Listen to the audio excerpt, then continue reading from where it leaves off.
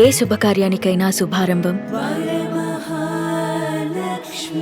So ఇప్పుడు ఇంత handsome hero, handsome villain, నాకు తెలిసి కొన్ని వేలు కాదు లక్షల్లో ప్రపోజల్స్ వచ్చి ఉంటాయి, నిండిపోయి ఉంటుంది ఇన్బాక్స్ అంతా.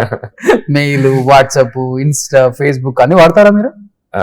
అని మీరే హ్యాండిల్ చేస్తారా లేకపోతే? లేదండి, టీం ఉన్నారు. ఓకే, టీం ఉన్నారు. బట్ నా పోస్టులు నేనే పెడతాను. పోస్టుల కింద వచ్చే కమెంట్స్ చదువుతాను. ఓకే, అది దాటి ఇన్బాక్సెస్ ఇవన్నీ నాకు వెళ్ళే టైం కూడా ఒక్కసారి కూడా చూడాలనిపించలేదా?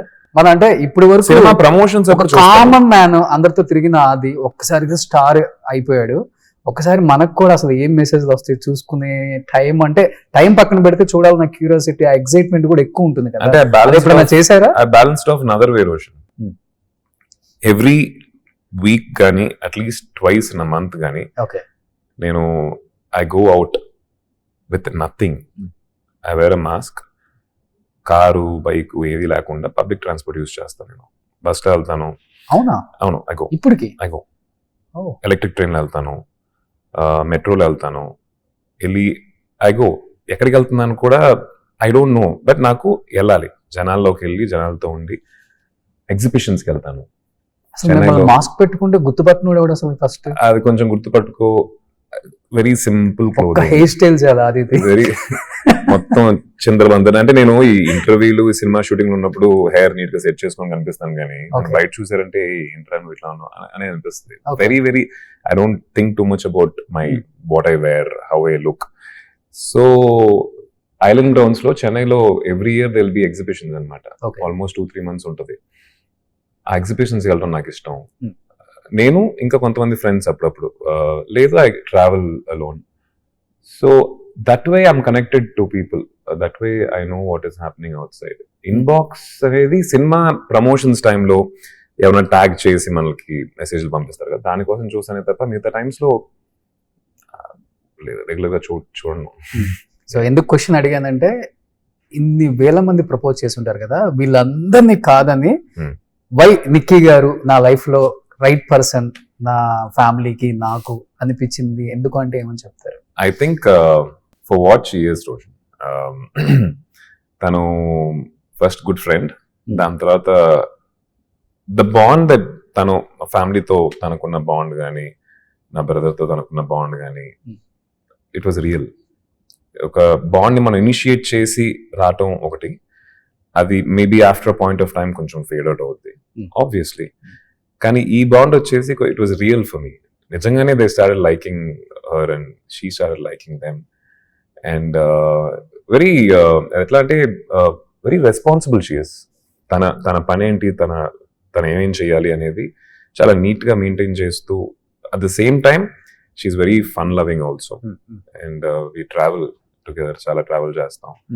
Good travel companion, good buddy to travel with. More than partner, మన ఒక ఫ్రెండ్తో వెళ్తున్న ఫీలింగ్ నాకైతే వస్తుంది నిక్కీ తోటి. And she also feels the same అనుకుంటా. So I think these are the things that made me go for. Okay, so అంటే బాగా హ్యాపీగా ఉన్న కపుల్ మీద ఏదో ఒక కామెంట్స్ రావటం అండ్ రకరకాల న్యూస్లు మనం వింటున్నప్పుడు, మనం ఎంత స్టార్లైనా, ఎంత బిజీగా ఉన్నా, లేకపోతే ఇండస్ట్రీ గురించి మనకు బాగా తెలిసినా కానీ మనం కూడా హ్యూమన్ బీయింగ్ ఫైనల్గా. సో మనకు ఒక మనసు ఉంటుంది, మనకు ఒక మైండ్ ఉంటుంది, మనకు ఒక ఫ్యామిలీ ఉంటుంది. ఎమోషనల్ ఎక్కువ అవుతారు ఇండస్ట్రీ వాళ్ళు, ఎందుకంటే అన్ని క్యారెక్టర్స్ చేసి వాళ్ళు ఇమీడియట్గా చాలా సెన్సిటివ్గా, ఎమోషనల్గా ఉంటారు ఆర్టిస్టులు. నిజంగా చెప్తున్నాను, నేను చాలా మందిని చూశాను కాబట్టి. నేను ఒక న్యూస్ చూశాను మీ మీద, పెళ్ళైన ఒక 1 year తర్వాత నిక్కీ అండ్ ఆది గారు డైవర్స్ తీసేసుకుంటున్నారు. ఆ న్యూస్ చూడగానే ఇమీడియట్ గా, అంటే ఇండస్ట్రీలో ఇవన్నీ జరుగుతాయి అని చెప్పేసి బయట వాళ్ళు thumbnail చూసి ఫిక్స్ అయిపోతారు. అంతే కదా, వాళ్ళకి తెలియదు. నేను మీకు ఇమీడియట్ గా టెస్ట్ చేశాను, మీరు నాకు ఇమీడియట్ గా టెస్ట్ చేశారు, ఎవరు ఇట్లా చేసింది ఒకసారి కనుక్కోండి రోషన్ అసలు అని చెప్పి. ఆ టైంలో నిజంగా you felt very, to be very honest Roshan, సినిమాల్లో ఉండి చాలా క్యారెక్టర్స్ చేసి we don't become sensitive, we become more stronger. Rejections అనేది డైలీ బేసిస్ లో జరుగుతూ ఉంటాయి. We work with 250 people. అందరూ మనకు మర్యాద ఇవ్వాలని అవసరం లేదు. There are people who care a damn about you. They'll talk in front of your face or maybe behind. ఈ యొక్క లైఫ్ స్టైల్లో ఇంత ఇంత ఫాస్ట్ పేస్ సినిమా లైఫ్ స్టైల్లో ఉన్నప్పుడు చాలా స్ట్రాంగ్ అవుతాం. మీరు పంపించినప్పుడు నాకు షాకింగ్గా ఉండింది.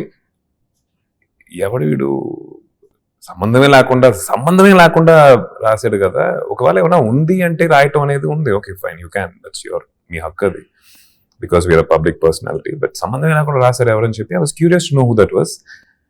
అది చూశాను, తన లింక్ చూసి తన ప్రీవియస్ వీడియోస్ తర్వాత వీడియోస్ చూశాను. ఐ థాట్ అనిపించింది అంత ఇంపార్టెన్స్ ఇవ్వకూడదేమో అనిపించింది.